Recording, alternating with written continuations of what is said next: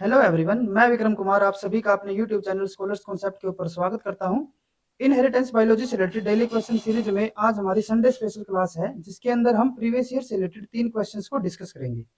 तो आज का हमारा पहला क्वेश्चन है जो कि डीबीटी जेआरएफ 2015 से लिया गया है। If there are 3 children in a family, then probability that there is only one girl child in the family is. अब यहाँ पे क्या है कि किसी फैमिली के अंदर हमारे टोटल 3 चाइल्ड है, तो उन 3 चाइल्ड्स में से सिर्फ एक ही हमारी गर्ल चाइल्ड हो, इसकी क्या प्रोबेबिलिटी होगी।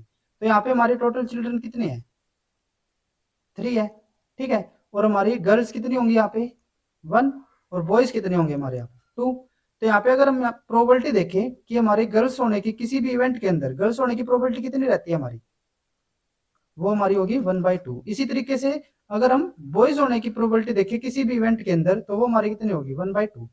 अब यहाँ पे जब हमें इस टाइप का कोई क्वेश्चन होता है तो वहां पे हम बाइनोमियल एक्सपेंशन के थ्रू इस क्वेश्चन को सोल्व करेंगे। तो जैसे अगर यहाँ पे हम देखें तो एक इवेंट को हम यहाँ पे फेवरेबल मान के चलेंगे। जैसे कि यहाँ पे हमें क्या बोला हुआ है, ओनली वन गर्ल चाइल्ड होनी चाहिए, तो यानी कि इस कंडीशन को हमने मान लिया अपनी फेवरेबल कंडीशन।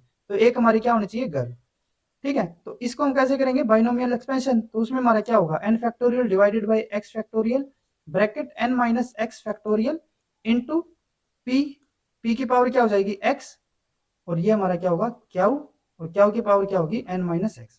अब एन की वैल्यू हमारी क्या होती है, एन हमारे होते हैं टोटल इवेंट। टोटल इवेंट यहाँ पे कितने हैं, 3 है, तो 3 factorial divided by x. X हमारा क्या होता है, जो हमने फेवरेबल कंडीशन ली है। फेवरेबल कंडीशन हमारी कितनी है, एक है, एक गर्ल होनी चाहिए, यानी कि एक factorial multiply by n minus x. N minus x अब क्या होगा 3 - 1, यानी कि हमारा क्या हो जाएगा 2। तो ये हमारा हो जाएगा 2 फैक्टोरियल मल्टीप्लाई बाई पी। हमारा क्या होता है, पी हमारी होती है प्रोबेबिलिटी फेवरेबल कंडीशन की किसी सिंगल इवेंट के अंदर।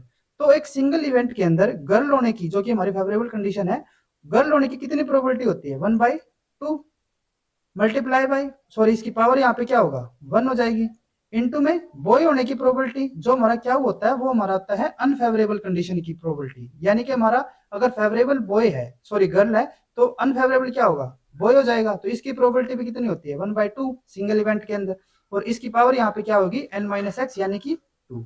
तो अगर हम इसको यहाँ पे सोल्व करते हैं तो ये हमारा क्या आएगा आगे, 3 फैक्टोरियल है, तो यानी कि 3 × 2 × 1 डिवाइडेड बाई, यहाँ पे पहले 1 ही रहेगा, और ये हमारा हो जाएगा 2 × 1।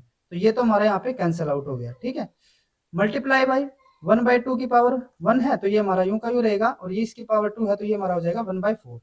अगर हम इसको आगे सोल्व करते हैं तो यहाँ पे ऊपर हमारा क्या बचेगा 3, और नीचे हमारा क्या होगा 2 × 4, यानी कि 8। तो हमारे यहाँ पे 3 चिल्ड्रन में एक गर्ल होने की प्रोबेबिलिटी कितनी होगी 3/8। तो यहाँ पे हमारा जो फोर्थ ऑप्शन होगा वो हमारा करेक्ट हो जाता है। उसके बाद नेक्स्ट हमारा क्वेश्चन है क्वेश्चन नंबर 30, जो कि हमारा डीबीटी जेआरएफ 2016 से लिया गया है। A haemophilic man marriage a normal women, they have a daughter who does not show symptom of haemophilia.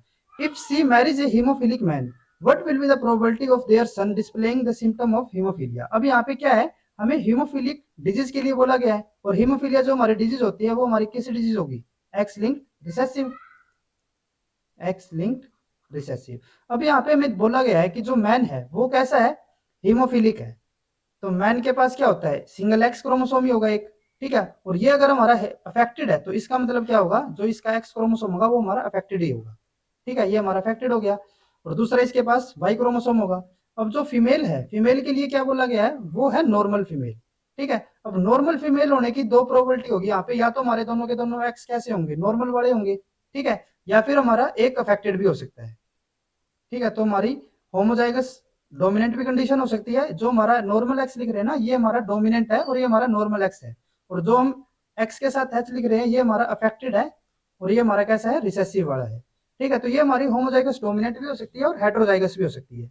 अब क्या हुआ कि इनकी कोई डॉटर थी, ठीक है, वो कैसी है, who does not show the symptom of haemophilia. अब इनकी जो डॉटर हुई उसके पास क्या होंगी, 2 एक्स क्रोमोसोम होंगे। ठीक है, अब एक एक्स क्रोमोसोम कहां से आया होगा, फादर से आया होगा, और फादर से कौन सा आएगा, हमारा अफेक्टेड वाला ही आएगा। तो यानी कि एक तो इसके पास ही अफेक्टेड हो गया। अब इन्होंने क्या बोला है कि जो डॉटर है उसका फिनोटाइप कैसा है, नॉर्मल है। ठीक है, क्योंकि वो सिम्टम शो नहीं कर रही ना हीमोफीलिया के, तो इसका मतलब क्या होगा कि वो हेटेरोजाइगस ही होगी। यहाँ से हमारा ये वाली कंडीशन भी हो सकती थी कि हमारा ये एच यहाँ से अफेक्टेड वाला क्रोमोसोम आए, लेकिन क्योंकि ये जो डॉटर है वो अफेक्टेड नहीं है, नॉर्मल है, तो इसीलिए ये हमारी कैसे हो जाएगी, हेटेरोजाइगस होगी। तो हमारे पास डॉटर का जीनोटाइप आ गया। अब क्या हुआ है कि ये जो डॉटर थी इसकी शादी हुई है किसके साथ, हीमोफिलिक मैन के साथ। तो अगर ये हम इस डॉटर की बात करते हैं तो ये हमारी कैसी है, हेटेरोजाइगस है। और अब इसकी किसके साथ शादी हुई है, जो मैन है वो कैसा है, अफेक्टेड है, तो यानी कि वो भी हमारा कैसा हो जाएगा, अफेक्टेड। ठीक है, तो अब क्या हुआ कि इन दोनों की जब शादी होगी तो हमें किसके लिए बताना है, what will be the probability of their son. ठीक है, हमें सन की बतानी है कि जो उनके सन होंगे उसमें से कितने सन की प्रोबेबिलिटी रहेगी कि वो हीमोफीलिया डिजीज के सिम्टम शो करेंगे। अब यहाँ पे अगर हम देखें कि सन जो हमारे फीमेल होगी, फीमेल हमारा कौन कौन से क्रोमोसोम दे सकती है यहाँ पे, एक हमारा एक्स ये वाला नॉर्मल और एक हमारा अफेक्टेड वाला। ठीक है, दूसरी तरफ अगर हम बात करते हैं मेल की, जो फादर है, फादर यहाँ पे कौन सा क्रोमोसोम देगा अपने सन को, सिर्फ वाई वाला, क्योंकि ये वाला तो किसके पास जाएगा, डॉटर के पास जाएगा, तो सन के पास ये वाला क्रोमोसोम जाने की तो कोई पॉसिबिलिटी है ही नहीं। तो इसीलिए हमारे यहाँ पे अगर पॉसिबिलिटी देखिए कि हमारे जो सन होंगे उनकी क्या क्या जीनोटाइप यहाँ पे हो सकते हैं, तो पहला हमारा कैसा होगा, नॉर्मल वाला, और दूसरा ये हमारा कैसा होगा, अफेक्टेड वाला। ठीक है, तो ये हमारा इसका फिनोटाइप कैसा होगा, नॉर्मल, और ये हमारा कैसा हो जाएगा, अफेक्टेड। तो यहाँ पे हमारे जो टोटल 2 सन थे उनमें से हमारे एक अफेक्टेड है और एक हमारा नॉर्मल है, तो यानी कि अफेक्टेड होने की प्रोबेबिलिटी क्या होगी, 1/2। ठीक है, यानी कि 50%। तो यहाँ पे हमारा जो सी ऑप्शन होगा वो हमारा करेक्ट हो जाता है। नेक्स्ट उसके बाद question number 31, given that husband and wife are both heterozygous for a recessive allele of albinism, if they have dizygotic twin, the probability that both the twin will have the same phenotype for pigmentation will be। अब यहाँ पे क्या है, हमें बोला गया है albinism disease के लिए। ठीक है, और एल्बिनिज्म डिजीज हमारी कैसी होती है, ऑटोसोमल रिसेसिव। ठीक है, अब यहाँ पे क्या बोला है कि जो हस्बैंड एंड वाइफ है वे दोनों के दोनों हेटेरोजाइगस है, तो यानी कि ये फादर ये मदर, तो ये दोनों हमारे कैसे हो गए, हेटेरोजाइगस। अब क्या हुआ कि उनके कोई डाइजाइगोटिक ट्विंस है।